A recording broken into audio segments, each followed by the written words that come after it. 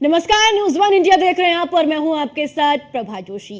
छठे चरण के लिए कल वोट डाले जाएंगे। मतदान के लिए पोलिंग पार्टियां रवाना हो रही है और यूपी की 13 सीटों पर कल मतदान होगा।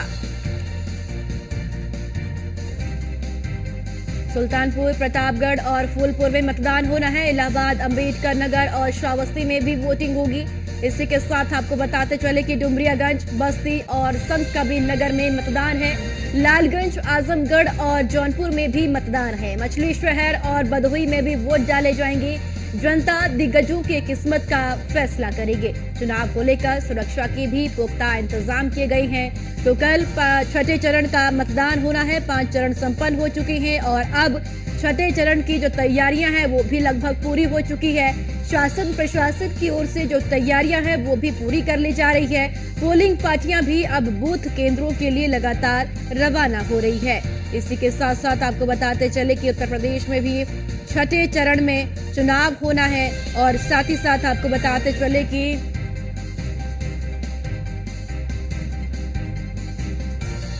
उत्तर प्रदेश की ऐसी कई सीटें हैं जहां पर छठे चरण में मतदान होना है। अब मात्र 2 चरण बचे हुए हैं। छठा और 7वां चरण अब बाकी है और अब छठे और 7वें चरण की जो तैयारियां हैं वो भी लगातार की जा रही है। छठे चरण के लिए कल वोट डाले जाएंगे। मतदान के लिए वोटिंग पार्टियां जो है वो अब रवाना हो रही है। पोलिंग पार्टियों की ओर से भी पूरी तैयारियां की गई है। सुल्तानपुर, प्रतापगढ़ और फूलपुर में मतदान होना है। इलाहाबाद, अंबेडकर नगर और श्रावस्ती में वोटिंग होनी है। डुमरियागंज,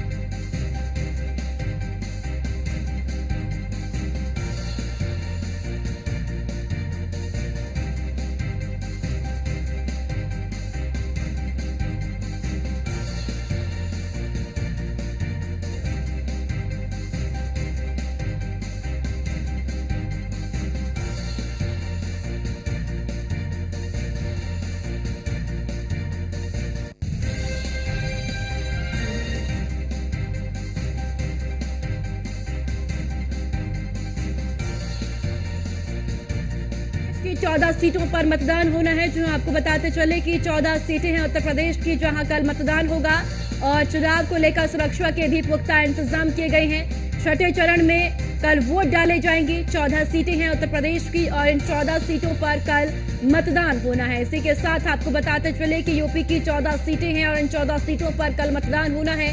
सुल्तानपुर, प्रतापगढ़ और फूलपुर में मतदान होना है। इलाहाबाद, अंबेडकर नगर और श्रावस्ती में भी वोटिंग होगी। डुमरियागंज, बस्ती और संत कबीर नगर में भी मतदान है। वहीं लालगंज, आजमगढ़ और जौनपुर में भी कल मतदान होगा। मछली शहर और भदोही में भी कल वोट डाले जाएंगे। तो जनता दिग्गजों की किस्मत का कल फैसला करेगी। कल प्रत्याशियों के भाग्य का फैसला मतपेटी में कैद हो जाएगा। चूंकि आपको बताते चले कि कल छठे चरण का मतदान होना है। तो डुमरियागंज लोकसभा सीट पर भी कल ही मतदान होगा। आपको बताते चले कि यहां पर जगदंबिका पाल को भारतीय जनता पार्टी ने एक बार फिर से चुनावी मैदान में उतारा है। चूंकि 2009 में कांग्रेस इसके बाद लगातार 2 बार भाजपा के टिकट पर सांसद बनकर हैट्रिक लगा चुके जगदंबिका पाल का मुकाबला अपूर्व मंत्री हरिशंकर तिवारी के बेटे और संत कबीर नगर से 2 बार सांसद रहे भीष्म शंकर उर्फ कुशल तिवारी से है। तो यहाँ पर कड़ा मुकाबला देखने को मिल रहा है।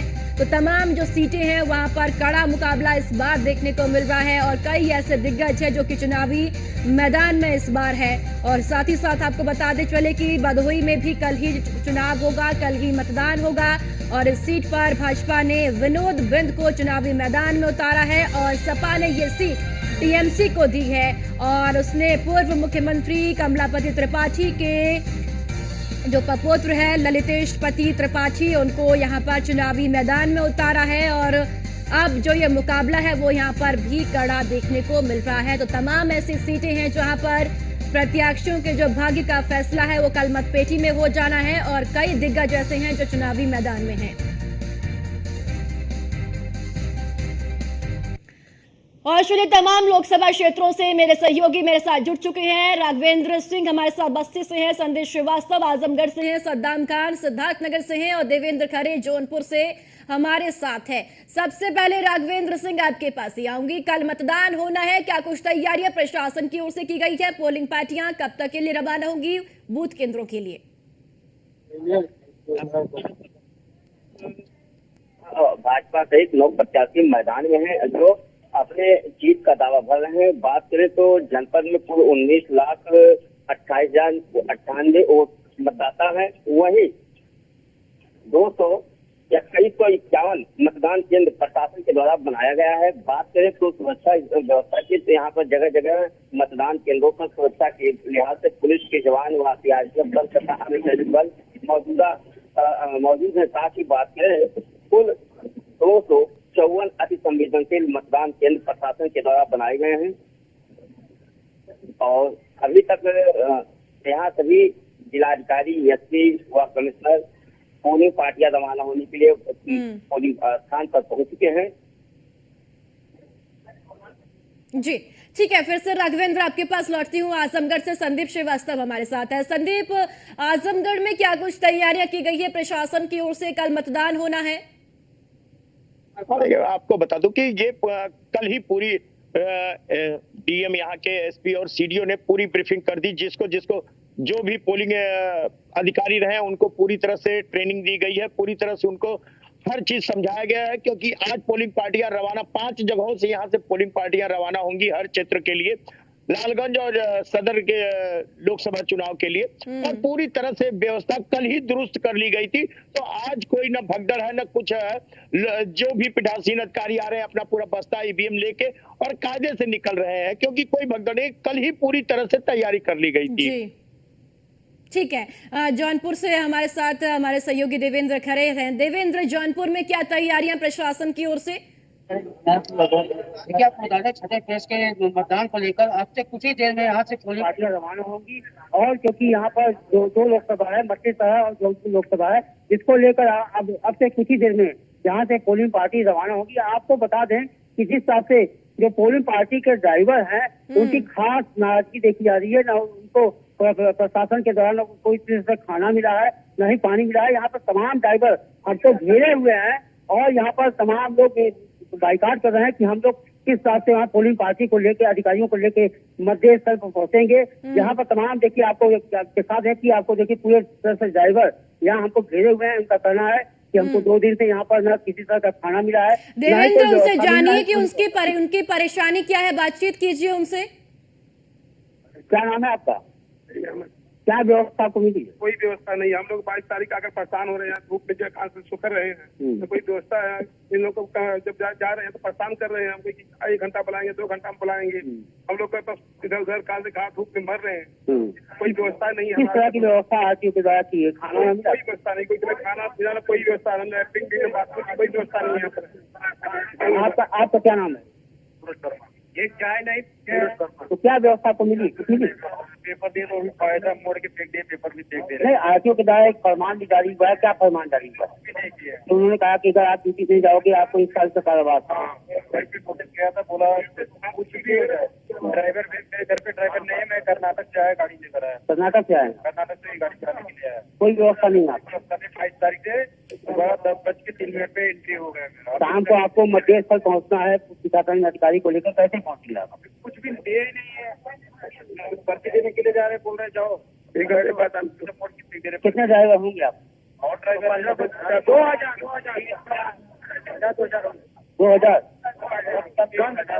कोई व्यवस्था नहीं है। कल मतदान होना, कैसे मतदान?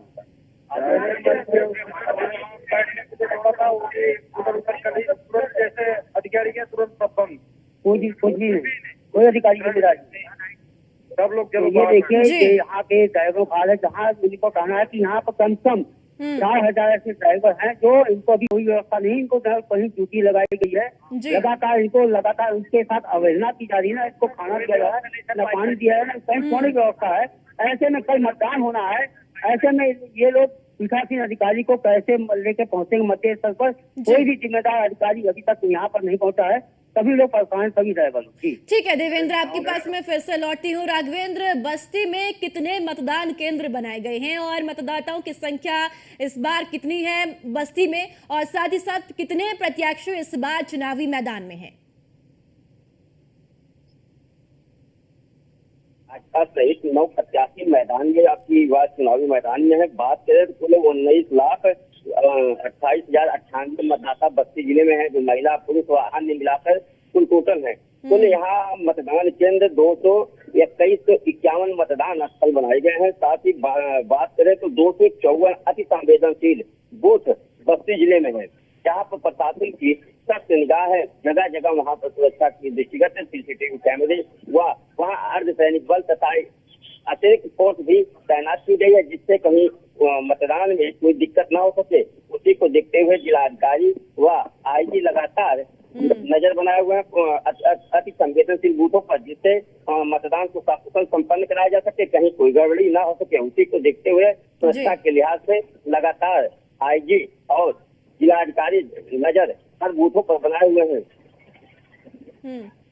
जी ठीक है, आपके पास फिर से लौटूंगी राघवेंद्र, और हमारे साथ संदीप श्रीवास्तव आजमगढ़ से लगातार बने हुए हैं। संदीप, कितने प्रत्याशी हैं वहां पर चुनावी मैदान में, और मुकाबला जो है वो कितना दिलचस्प आजमगढ़ का इस बार देखने को मिल रहा है, क्योंकि सपा का गढ़ माना जाता था एक समय में आजमगढ़, और अब क्या स्थिति फिलहाल आजमगढ़ लोकसभा सीट की देखने को मिल रही है? देखिए, मुख्य रूप से तो अगर देखा जाए तो इस चुनाव में लड़ाई सिर्फ सपा और भाजपा में है। की कैंडिडेट जो बसपा कई बार बदला गया है, एक बार सबिया अंसारी को दिया गया, फिर बसपा ने रात ही में काट के मकसूद अहमद जो सबिया के पति है उनको दिया गया। तो उनकी अभी बहुत गिनती नहीं, लेकिन मुख्य लड़ाई जो है कांटेदार लड़ाई है सपा और इसमें भाजपा में है, धर्मेंद्र और दिनेश लाल यादव में। दिनेश लाल यादव यहाँ से उपचुनाव में सांसद भी हैं, मौजूदा सांसद भी हैं, तो कहीं ना कहीं उनके काम को देख के ये मामला बहुत ही दिलचस्प लड़ाई होगी, क्योंकि धर्मेंद्र भी बहुत अच्छा अपना प्रचार किए हैं, पूरा कुनबा यहाँ जुटा है, हर तरफ दौड़ भाग, हर चीजें लुभावने वादे किए गए हैं। और दिनेश लाल जो अपना काम किए हैं उसको बता रहे कि हमको समय 18 महीने मिला, 15 महीने मिला, हमने इतने में ये काम किया है, अब पूरे अगर हम 5 साल हमको समय मिला तो हम आजमगढ़ को चमका देंगे, इंटरनेशनल एयरपोर्ट दे देंगे, और रोडें जो खराब है बाकी चीजें बिजली पानी सब व्यवस्था करेंगे। तो इसमें कहीं ना कहीं चुनाव में ये लड़ाई तो दिलचस्प होगी। अब देखना यह है कि किसकी बातों में कितना दम है कि जनता उनको जिता के यहाँ से सांसद चुनती है। संदीप, प्रत्याशी को लेकर कहीं ना कहीं एक नाराजगी जो है वो कार्यकर्ताओं में देखने को मिलती है। आजमगढ़ की स्थिति क्या है कि वहां पर जो प्रत्याशी पक्ष और विपक्ष दोनों के चुनावी मैदान में है, उनको लेकर क्या सोच है जनता के बीच में? जनता हमेशा से ये चुनती रही है, अब तक तो हमेशा जातिगत यहाँ की समीकरण ही हमेशा जातिगत रहा है। जब भी यहाँ चुनाव हुआ जातिगत हावी रहा है, यहाँ जात को ही लेके प्राथमिकता दी गई है। लेकिन इस बार का जो चुनाव है, जो खासतौर से युवा है, वो हमेशा बेरोजगारी, शिक्षा और अन्य रोजगार को लेके बात कर रहे हैं। तो कहीं ना कहीं इस बार का मुख्य मुद्दा बेरोजगारी, रोजगार, ये तमाम मुद्दाएं हैं। जी ठीक है, फिर से आपके पास लौटते हैं। देवेंद्र, जौनपुर की स्थिति फिलहाल क्या आपको देखने को मिल रही है, क्योंकि जो वहां पर मौजूदा सांसद से उनका टिकट काटकर कृपाशंकर को चुनावी मैदान में भारतीय जनता पार्टी ने उतारा, अब क्या स्थिति है जौनपुर की, क्या माहौल देखने को मिल रहा है, जनता का मूड क्या इस वक्त कहता है? देखिए, आपको बता दें कि जौनपुर के जो माहौल इस समय है, यहाँ पर जिस हिसाब से कल अखिलेश यादव ने कल अंतिम दिन अपना प्रचार प्रसार किया है, कहीं न कहीं माहौल पूरी तरह से यहाँ पर समाजवादी पार्टी के जो इंडिया गठबंधन के प्रत्याशी हैं बाबू श्री कुशवाहा के पक्ष में साफ दिखाई दे रहा है। क्योंकि जिस हिसाब से यहाँ पर सबसे अधिक मतदाता है यादव और मुसलमान और मौर्य बिरादरी के लोग हैं और अदर बैकवर्ड है, यह भी सीधे गठबंधन के प्रत्याशी बाबू श्री कुशवाहा की ओर जाते हुए साफ दिखाई दे रहा है। वहीं आपको बता दें मछली शहर की तस्वीर, जिस हिसाब से बीटी सरोज जो भाजपा के प्रत्याशी हैं, उनका एक वीडियो वायरल हुआ है एसटी बाबा के रूप से, उसको लेकर लगातार उनका विरोध लगातार चल रहा है। ब्राह्मण और ठाकुर मतदाता उनके विरोध में है, कहीं न कहीं वहां पे एक प्रिया सरोज मजबूत दिखाई दे रही है। लेकिन जिस हिसाब से कल अखिलेश यादव ने यहाँ पर अपना आखिरी दिन जनसभा किया है, उसको लेकर लगातार यहाँ पर अब धीमे धीमे इंडिया गठबंधन के दोनों प्रत्याशियों की जीत की राह आसान होगी। जी बिल्कुल, सभी राजनीतिक पार्टियों ने पूरा प्रचार प्रसार किया है, पूरी ताकत जो है चुनावी मैदान में इस वक्त झोंक रखी है। राघवेंद्र, बस्ती की बात की जाए तो क्या मुद्दे इस बार चुनावी मैदान में देखने को मिल रहे हैं? प्रभावी जो लोकल मुद्दे हैं वो ज्यादा प्रभावी है, या फिर जो राष्ट्रीय स्तर पर जो मुद्दे चल रहे हैं, देश स्तर पर मुद्दे चल रहे हैं, वो इस वक्त चुनावी मैदान में देखने को मिल रहे हैं? जी, आपको बता दें, बस्ती जनपद में अगरा और पिछड़ा की लड़ाई इस समय चरम सीमा पर है। यहाँ अगड़ी पिछड़े की लड़ाई सपा ने लाकर खड़ा कर दिया है। जिस तरह से लोगों को बांटने का काम यहाँ समाजवादी पार्टी के प्रत्याशी राम प्रसाद चौधरी के द्वारा किया गया है, उससे कहीं न कहीं अगड़ा पिछड़ा इस चुनाव में आ गया है। और बात करें राष्ट्रीय मुद्दे यहाँ पर सबसे ज्यादा प्रभावी हैं। यहाँ कुछ ऐसे मतदाता हैं जो लोकल मुद्दों को लेकर अपना मतदान करेंगे। बात करें तो यहाँ राष्ट्रीय मुद्दे ही सबसे ज्यादा हावी हैं। यहाँ सबसे बड़ी अगली बार राजनीतिक पंडित सभी लोग कह चुके हैं, क्योंकि यहाँ जो आधी आबादी कही जाती है महिलाएं, उनका वोट साइलेंट है और कहीं न कहीं सभी पार्टियों के नेताओं की लीड खराब कर चुकी है आधी आबादी, क्योंकि खुलकर समाज में नहीं बोल रही है, ना ही यहाँ पर जो सड़क पर राजनीति हो रही है वो सपा के कार्यकर्ता यादव, चौधरी और मुस्लिम ही वोटर बोल रहे हैं कि यहाँ सपा जीत रही है। बाकी जो भी मतदाता है, जो बीजेपी के परंपरागत मतदाता है या युवा है, वह खुलकर सड़कों पर या आम जनता से बातें नहीं कर रहे हैं। सबसे बड़ा सवाल है कि बस्ती जनपद में जिस तरह की अब बार आम जनता ने मतदान करने का फैसला किया है, वह सभी राजनीतिक दलों के लिए सरदर्द बना हुआ है। बिल्कुल ठीक है, आपके पास लौटते हैं राघवेंद्र। अगर बात संदीप आजमगढ़ की जाए तो देखिए, कई ऐसे लोकसभा क्षेत्र हैं जहां पर आम जनता ने चुनाव का बहिष्कार किया है और मत प्रतिशत को बढ़ाने के लिए एक कड़ी मशक्कत निर्वाचन आयोग को करनी पड़ रही है, प्रशासन को करनी पड़ रही है, क्योंकि पूरे के पूरे गांव ने चुनाव का बहिष्कार कर दिया। कई ऐसे मामले देखने को मिले। आजमगढ़ में क्या स्थिति है? जो विकास को लेकर जनता कहती है, क्या उस विकास से खुश नजर आती है वहां की जनता? देखिए, अगर विकास की बात की जाए तो यहाँ जो चीजें कही गई हैं वो कहीं न कहीं कमी तो रही ही है। चाहे इसके पहले उपचुनाव के पहले जो सांसद थे अखिलेश जी, उन्होंने जो वादे किए वो भी नहीं पूरा किया, क्योंकि विधायकी चुनाव लड़े, उसके बाद उन्होंने इस्तीफा दे दिया। वो कभी अपना जनता का ये बार बार कहना है कि चाहे मुलायम सिंह लड़े हो, चाहे अखिलेश यादव हो, चुनाव लड़ते हैं लोग, सर्टिफिकेट लेने भी नहीं आते हैं। और इस तो विकास की बात ही क्या, लोग उनको ढूंढने, लालटेन लेके निकल जाते थे ढूंढने और कैंपेन चलाते थे कि हमारा सांसद कहाँ है। और लेकिन जब से ये दिनेश लाल आए, 18 महीने 15 महीने जो भी रहे, यहाँ रहे, अपनी शूटिंग भी यहीं शिफ्ट कर लिए। शूटिंग की लोग जनता उनसे कहीं ना कहीं ये खुश है कि हमारे जिसको हमने चुना है वो हमारे बीच रह रहा है और हमारी बातों को सुन रहा है, और बाकी चीजों को वो पूरा कर रहा है या नहीं कुछ समय लग रहा है, लेकिन आश्वासन दे रहा है कि हाँ मैं करा दूंगा। और इसी के बल पे वो अपनी जनता के बीच अपनी बात को रख रहे हैं कि भैया हमको 16 महीने आपने समय दिया, हमने आपका जो भी कर पाया किया, आप आगे हमें जिताओ, हम इस चीज को पूरा करेंगे। तो ये है, लेकिन कहीं न कहीं देखने में ये लगता है कि धर्मेंद्र यादव की स्थिति मजबूत लग रही है।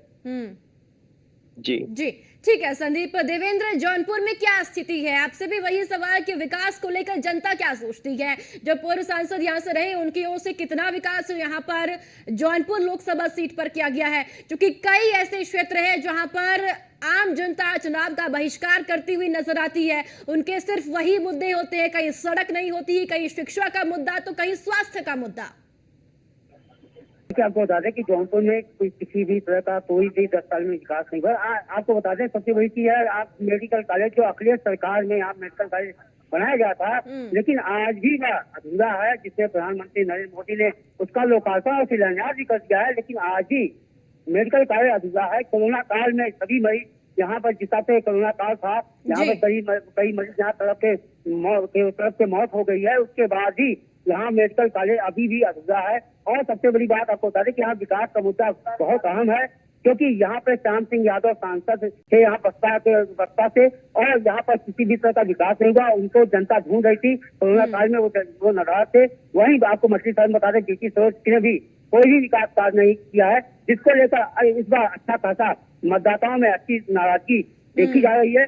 उनका साफ कहना है कि हमको मोदी, आपको बता दें कि जिस तरह से मछली शहर में एक बयान लगातार मतदाताओं का एक बयान आया है, हमको मोदी योगी से बैर नहीं है, लेकिन बीपी सरोज की खैर नहीं है, इसको लेकर लगातार चर्चा का विषय बना हुआ है। कहीं न कहीं इस बार बाबू सिंह कुशवाहा की भी जीत, यहाँ की जीत की राह यहाँ आसान है। शिपा शंकर सिंह, हालांकि पूर्व सांसद धनंजय सिंह ने यहाँ पर समर्थन किया है भाजपा के प्रत्याशी को लेकर, लेकिन कहीं उनकी बात कहीं न कहीं यहाँ के न मुस्लिम मतदाता, न यादव मतदाता, न ठाकुर मतदाता मान नहीं रहे हैं। सीधा सीधा उनका कहना है कि इस बार हम इंडिया गठबंधन के प्रत्याशी बाबू सिंह कुशवाहा को चुनाव जिताएंगे।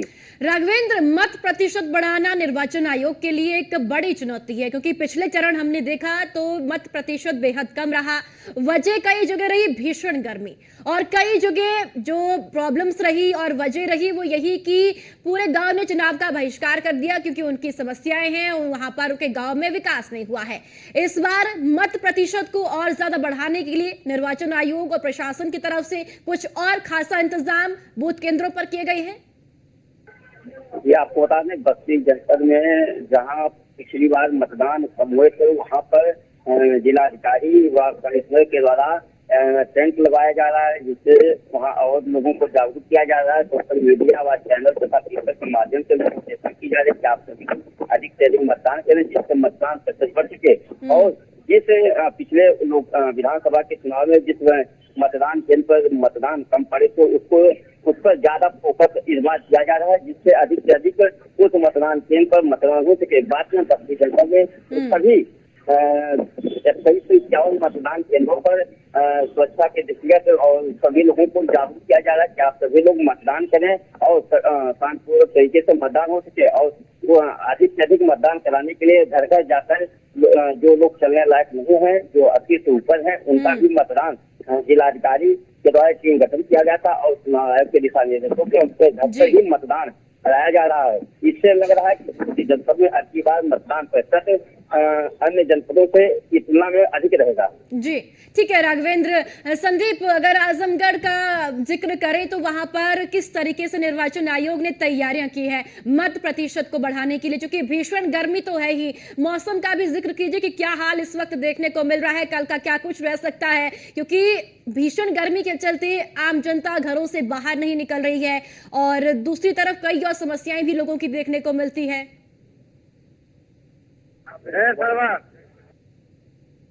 वहां भी मत प्रतिशत घटा ही रहा है, सामान्य से भी नीचे रहा। तो उसका कहीं ना कहीं कारण मौसम है। आज यहाँ का देखा जाए तापमान 45 से 46 डिग्री टेम्परेचर है। तो कल के लिए प्रशासन ने इसकी पूरी तैयारी कर ली है। सारे बूथों पे टेंट, शीतल छाया, पानी की व्यवस्था और भी ये तमाम तरह की चीजें, अगर कहीं अंदर है तो उसमें पंखा की व्यवस्था की गई है। तो इस तरह से लेके और कई तरह के कैंपेन यहाँ चलाए गए हैं, जिससे लोगों को मतदान के लिए जागरूक किया जाए, जिसमें महिला पिंक रैली निकाली गई और जगह जगह नुक्कड़ नाटक किए गए, जिससे लोगों को मतदान करने के लिए जागरूक किया गया। और कई तरह के निर्वाचन की तरफ से, आयोग की तरफ से स्लोगन भी है कि पहले मतदान फिर जलपान। तो इस तरह को यहाँ प्राथमिकता दे के यहाँ की प्रशासन इस चीज को कराई है, जिससे लोगों में जागरूकता फैली है टीम मत देने के लिए। तो निश्चित कहीं न कहीं मत प्रतिशत बढ़ेगा।